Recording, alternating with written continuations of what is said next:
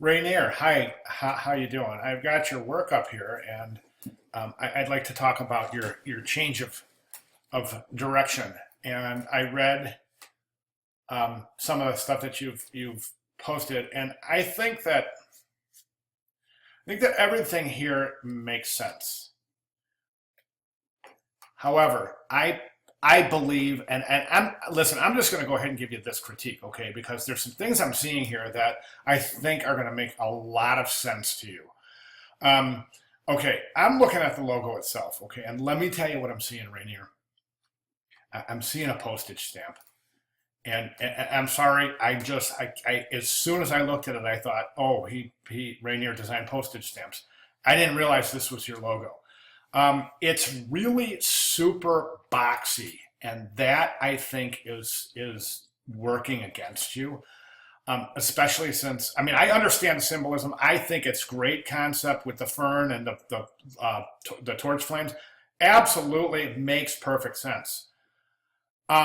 Execution wise, I'm seeing two things here, and I'll tell you what the two things I'm seeing. You're gonna kill me. I'm seeing a postage stamp, and I'm also seeing a postage stamp at Easter time. Um, and with the colors and the pastels and just the whole setup is just really reminding me of a postage stamp. And the pastels, of course, are, these colors are used at Easter. So that's what I'm seeing, okay? I want to go back to last week a little bit, and I want to mention, now we talked about this, okay? There's nothing, I think this is much better work than this. And let me explain why. Because this works. You explained this and it works. My suggestion was to get rid of the gradient because that was going to present some problems. It was going to date the logo. Well, not that the 2022 wouldn't, but in terms of using trendy applications or effects in the logo, I would remove that whole grade and then I would recompose um, the actual type. I don't know how you're going to do that. It's such a tough word. It's such a tough word, Christian or Christian. However, it looks like Christ Church, and that's what we have to work with. So, but it can be done if you. I think honestly, if you take this typeface and just give us a really delicate typeface instead of this really beefy, almost bold. Something like a really super ultra modern sans serif, maybe a geometric, maybe not, but definitely a sans serif, and something really much more delicate than this. And I think that will less exemplify the connotations that this has with with church. Okay, so yes, and then my comments about the 2022 and the rings were that it's just all clustered right here, and that in effect with the gradient kind of gives it this propulsion, like it's going this way down. You know what I'm saying? Like it's rocketing down or something. But so I'm going to go ahead and say what I would do, and I'm just going to art direct here for 1 second. I would remove the background of the gradients, give us a real, like the typeface I was talking about for that. I would place the Olympic logo under here and put the 22 under Chris Church, and that's what I would do.